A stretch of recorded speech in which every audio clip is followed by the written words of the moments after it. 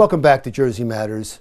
Parkinson's disease is a progressive nerve disorder that can eventually rob people from many of the things they love to do. But Jersey Matters' Heather Fordham profiles one New Jersey woman who refuses to let Parkinson's live her life.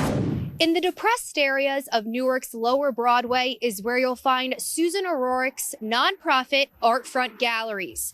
The pop-up galleries feeding starving artists, providing a spotlight and stage to display hope in the city's desolate areas. And like many adapting to the COVID-19 pandemic, the gallery now virtual. And as the gallery adapts, so is Susan. I think you have to take charge of your life. I think you can't be a spectator in your care. I think you have to fight. Finding light in her own desolate battle with Parkinson's disease. I started noticing something wasn't right.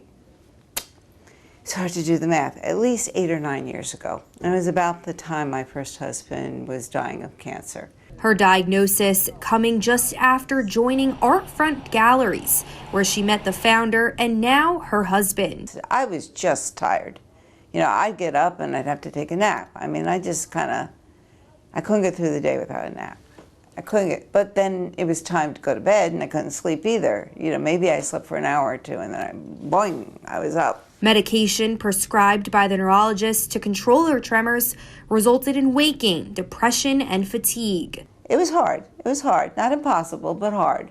But it's progressive, and I knew that eventually it could get to the point where I couldn't keep up. That's when Susan decided to take control of her disease. She met Dr. Elena Clark. My first impression was this was a beautiful young woman that didn't need to be suffering so many side effects, and my first goal was just to optimize her medications and try to get her to a better place where she would feel more stable with her medication regimen.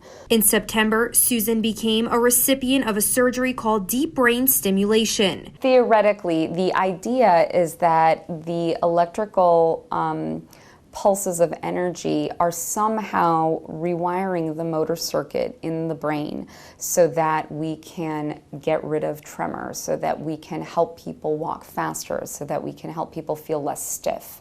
Susan controls the device in her chest that sends the pulses from her iPhone to her brain.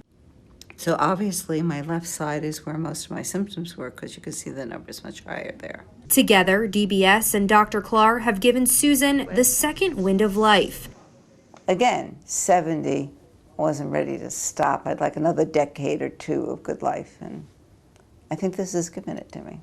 Susan hopes that they can continue to put on in-person art shows later on this year, but in the meantime, while shows remain suspended, you can visit all of Newark's artists online at artfrontgalleries.com. Reporting in Newark for Jersey Matters, I'm Heather Fordham.